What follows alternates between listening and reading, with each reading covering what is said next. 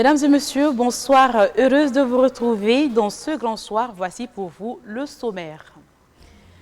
En plus de la crise sécuritaire, la ville de Tombouctou fait face à une crise alimentaire. Ce sont les enfants qui sont les principales victimes de cette situation. L'État malien perd des dizaines de milliards de francs CFA à cause de la multiplication des sites clandestins d'orpaillage. Cela malgré son combat contre cette pratique. Les détails dans cette édition. À quelques heures du lancement officiel des activités de la deuxième édition du voyage intégrateur, toutes les dispositions sont prises pour la réussite de cet événement. Hébergement, nourriture, santé, aucun aspect n'est négligé par l'Agence pour la promotion touristique du Mali qui organise cette rencontre. Voici pour vous le sommaire. Les détails, c'est dans un instant.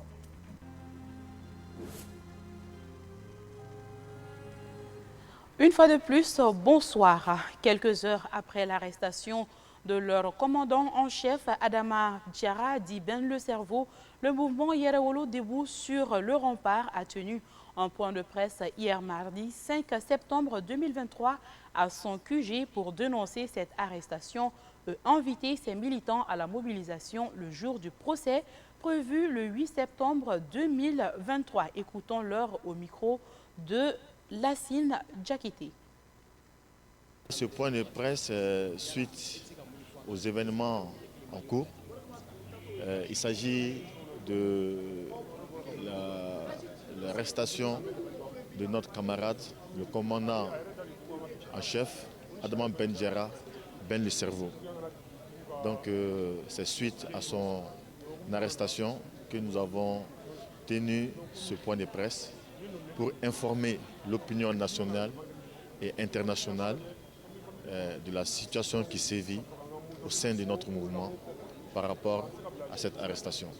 L'impression que nous avons au niveau des autres membres du mouvement, c'est qu'il a été quand même porté atteinte quelque part à l'honneur du commandant en chef et à l'honneur aussi du mouvement, vu la manière dont les événements se sont déroulés. Voilà, donc nous pensons qu'il y a vice de forme. Le message que nous avons et que nous pouvons adresser aux Maliens, c'est que rien ne nous empêchera de mener ce combat de libération nationale et de libération totale, pour le seul intérêt de notre nation et de notre peuple. La 22e session du Conseil d'administration de l'hôpital du Mali, consacrée à l'examen et l'adoption du rapport d'activité du premier semestre 2023 et des tarifs des activités personnalisées, a eu lieu ce mercredi 6 septembre 2023. Sur un budget prévisionnel annuel total de plus de 5 milliards de francs CFA, l'hôpital du Mali a exécuté plus de 2 milliards de francs CFA, soit un taux d'exécution de 51,3%. Lolo Mondi Baté, Nana Traoré. Cette 22e session extraordinaire du Conseil d'administration de l'hôpital du Mali a été l'occasion pour les administrateurs de discuter du procès verbal de la 21e session et du rapport d'activité à mi-parcours de 2023. Déjà, l'hôpital du Mali a réalisé la plupart des activités prévues pour le premier semestre. Tout en saluant ce bon résultat, le président du conseil d'administration a attiré l'attention des administrateurs sur les perspectives. Le renforcement des ressources humaines de l'hôpital à travers l'affectation de nouveaux personnels par l'État et la formation. L'acquisition de nouveaux matériels et équipements, le renforcement de la capacité d'accueil et de prise en charge des patients à travers la construction de nouveaux box de consultation et bâtiments, le développement de la recherche, la motivation du personnel par rendement individuel, le démarrage des activités personnalisées. En plus de la réussite des activités de consultation externe, chirurgicale, laboratoire et d'imagerie médicale à 98%, l'hôpital du Mali a un résultat positif dans les activités de la procréation médicale assistée. Nous avons commencé les activités de la procréation médicalement assistée, une première dans une structure publique au Mali. Donc ça permettra aux Maliens quand même lambda, le couple, d'avoir ce type de traitement à moindre frais pour les Maliens. Donc déjà on a un résultat positif, on a déjà 10 grossesses qui sont confirmées positives. Il reste à suivre ces grossesses-là pour que ces grossesses puissent arriver à terme. En vue d'améliorer cette dynamique, les responsables de l'hôpital du Mali sollicitent l'accompagnement du gouvernement pour augmenter le nombre de box, de consultations, des salles opératoires, entre autres. Je vous le disais dans le sommaire, nous sommes à la veille du lancement officiel des activités de la 2e édition du voyage intégrateur, un programme de découverte touristique et culturelle et de brassage culturel destiné aux 3 meilleurs élèves admis au DF session de mai 2023. À quelques heures de l'événement, nous allons découvrir les dispositions mises en place pour la réussite de cette 2e édition avec Assiton Diallo et Ibrahim Dao.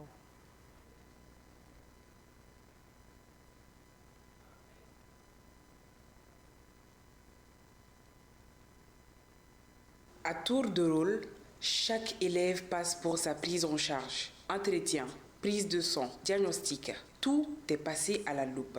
L'objectif de cette prise de contact est d'établir dès leur arrivée leur bilan. Est-ce qu'il y a quelque chose qui te dérange, qui te fatigue, tu ne ressens rien? Regardez en haut. Ok, c'est bon. Et cette année, exceptionnellement, nous avons reçu les enfants et dédié cette journée, cette première journée, uniquement à la consultation médicale.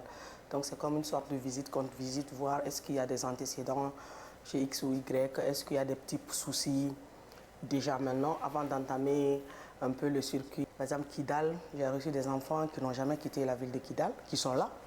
Donc, imaginez, les climats sont très différents. Donc là, c'est des enfants à surveiller de près. Ça nous a permis de savoir qu'il y a des enfants qui ont déjà des antécédents tels que l'asthme, la drépanocytose. Et également, on a détecté déjà des cas de paludisme, d'autres un peu de fièvre, d'autres avec des algies pelviennes. En cas de maladie détectée, les dispositions sont prises pour un traitement efficace et rapide. En tout cas, l'infirmerie est bien fournie. On a déjà un labo qui est là, disponible. H24, on a une pharmacie qui est bien fournie pour toute l'équipe. Et alhamdoulilah, on espère qu'il n'y aura pas de problème sanitaire. On peut dire que les enfants, eux, sont rassurés par cette approche. Oui, ça me plaît trop parce que c'est ma première fois que j'ai fait le voyage intégrateur. Nous avons fait les consultations.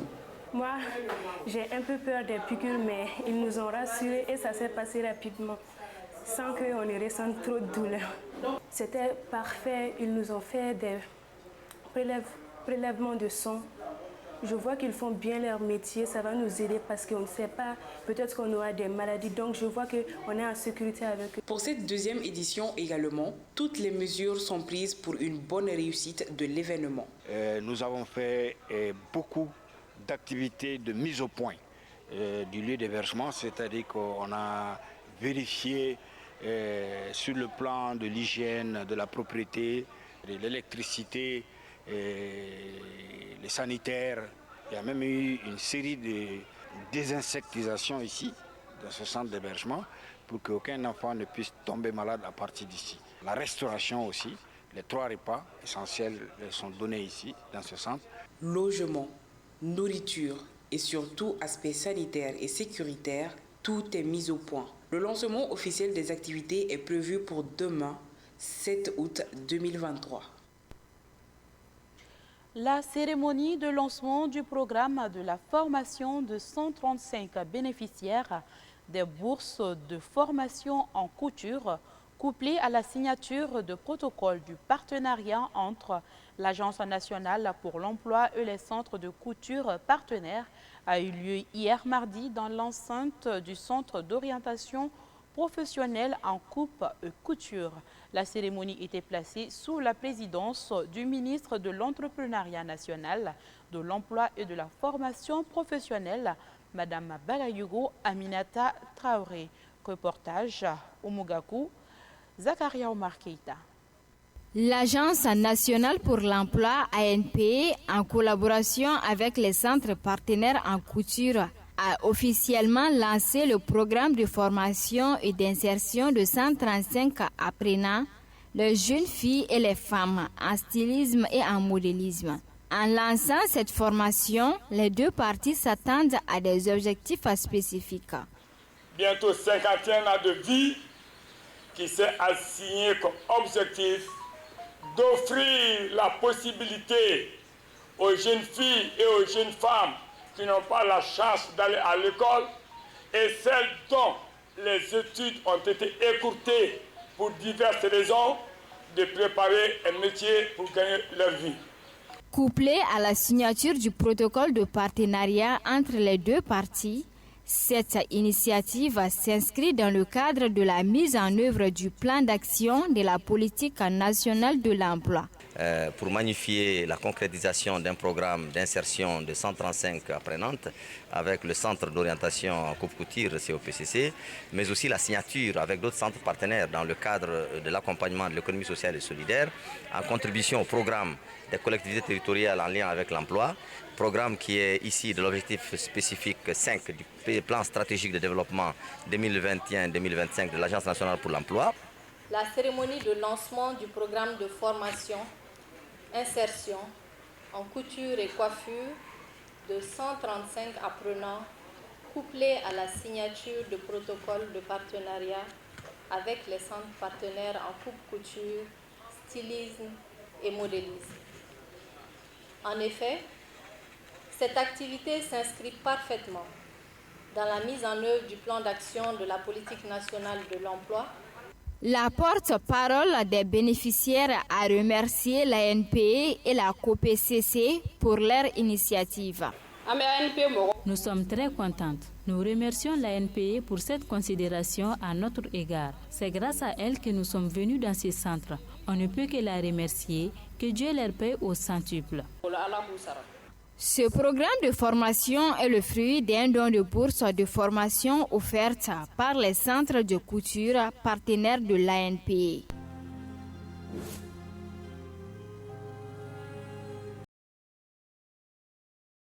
L'orpaillage est une activité devenue presque criminelle malgré les descentes des forces armées et de sécurité sur plusieurs sites. Les activités d'orpaillage ne s'arrêtent pas au grand désarroi des populations locales. Malheureusement, ce sont des dizaines de milliards de francs CFA qui échappent ainsi au contrôle de l'État. Bakary Sidibé nous en dit plus. Les services du ministère des Mines ont annoncé en début de semaine que 4 orpailleurs clandestins ont été arrêtés samedi lors d'une opération qui a permis le démantèlement d'un site à Banankoro. Avant cette descente, le 15 août dernier, 6 orpailleurs clandestins étrangers ont été interpellés, 7 pelleteuses saisies et 3 mines illégales ont été fermées à Kenyeba. Malgré les descentes des forces armées et de sécurité sur plusieurs sites, les activités d'orpaillage ne s'arrêtent pas au grand désarroi des populations locales. Malheureusement, ce sont des milliards de francs CFA qui échappent ainsi au contrôle de l'État avec ces opérations clandestines. L'ONG Pacte a fait le calcul. 13% seulement de l'or artisanal malien aurait été exporté formellement en 2021. Le reste serait parti illégalement à Dubaï, majoritairement transporté à la main. Ces chiffres ont été publiés dans le cadre du programme intitulé « De la mine au marché, Mines to Market ».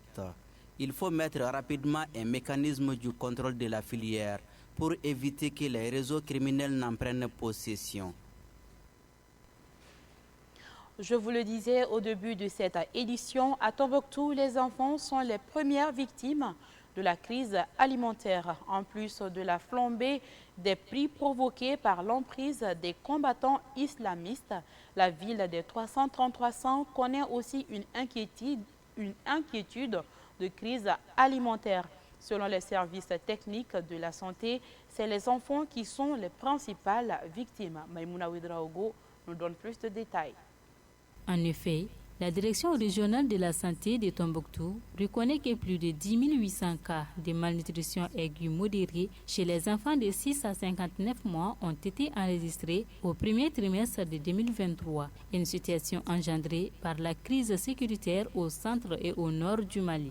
Il s'agit des cas de malnutrition sévère ou modérée qui préoccupent les acteurs de la santé. Toutefois, Lassina Diarra, directeur par intérim à la direction régionale de la santé de Tombouctou, rassure que tous les cas de la région ont été référés dans des centres de prise en charge. Rappelons que dans un communiqué conjoint, des organismes des Nations Unies ont alerté que sans assistance rapide, des milliers d'enfants maliens risquent de souffrir de malnutrition aiguë d'ici la fin de l'année 2023. Même le Premier ministre, Choguel Kokalamaïga, reconnaît que des populations dans certaines parties du pays font face à des défis comme l'insécurité alimentaire. Lundi dernier, au cours d'une audience accordée aux ressortissants de Tombouctou et de Taoudini à Bamako, il a promis que des dispositions seront prises pour rétablir la sécurité dans le pays.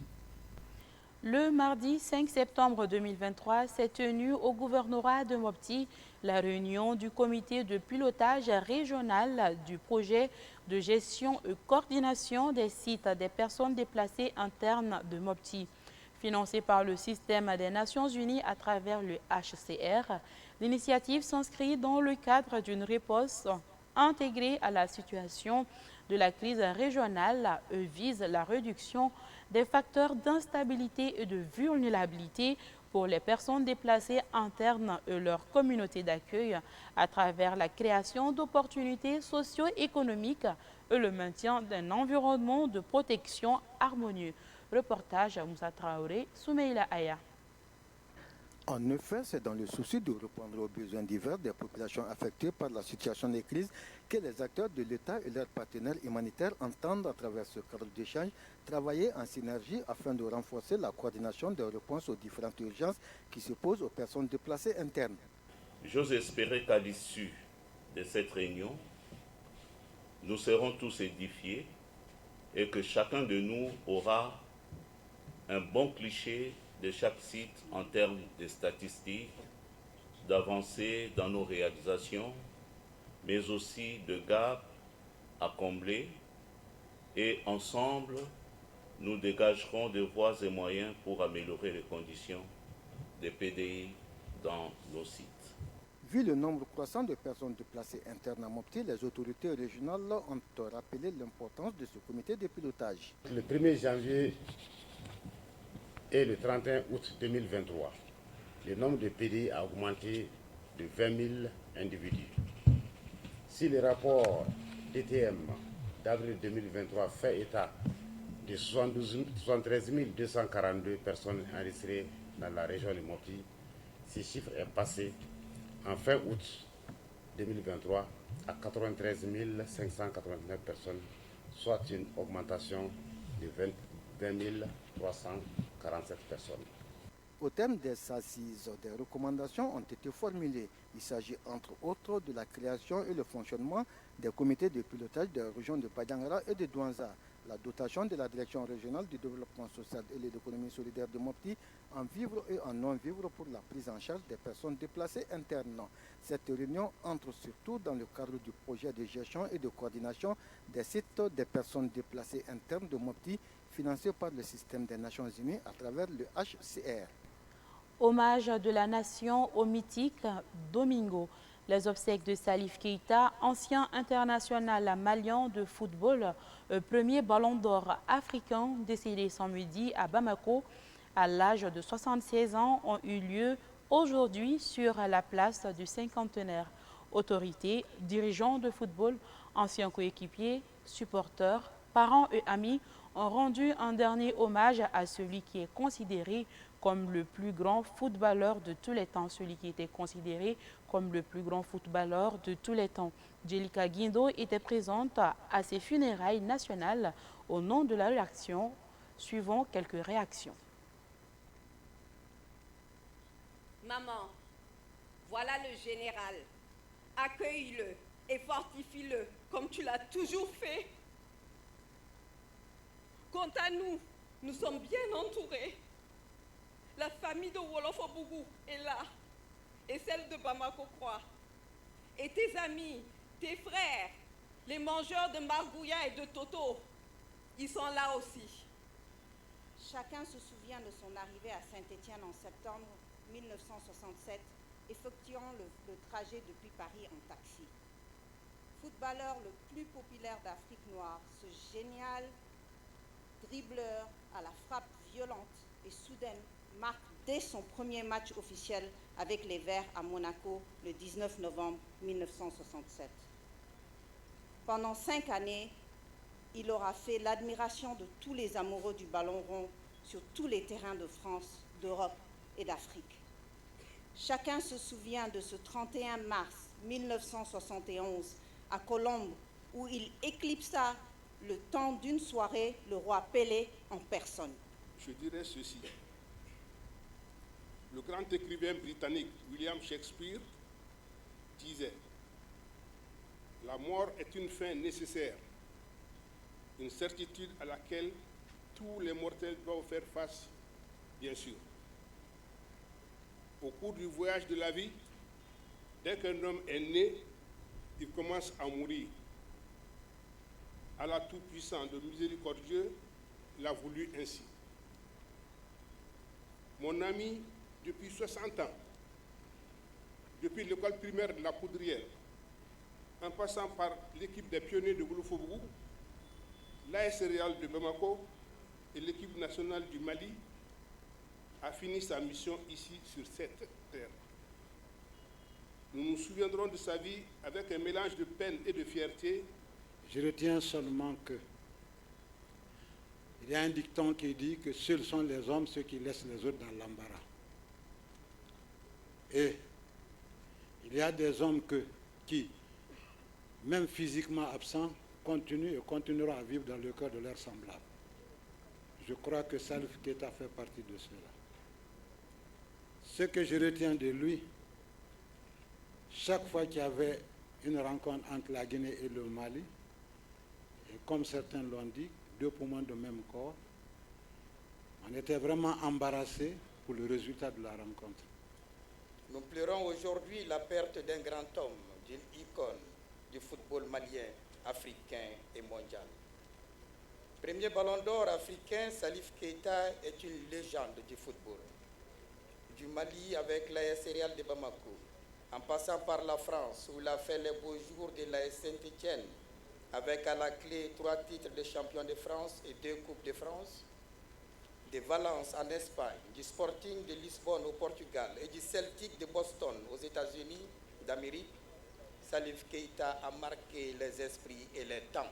Au détour d'une conversation libre, Salif Keita confiait à un ami, je cite, « À notre âge, on ne peut plus avoir peur de la mort. Il est temps, sans regret, de mettre les voiles, de prendre le vaisseau sans retour pour l'au-delà. » Fin de citation. Il est donc réconfortant, voire gratifiant, de savoir que notre bien-aimé Salif s'était préparé pour affronter avec philosophie l'issue inexorable d'existence sur Terre. Dors en paix, Salif Keita dit Domingo que toutes les âmes de nos défunts reposent en paix. C'est la fin de cette édition. Merci à vous de l'avoir suivi. Très heureuse de vous avoir informé, sachant que la mort ne prévient pas. Nul ne connaît ni le jour, ni l'heure, ni l'endroit. Alors, soyons toujours prêts.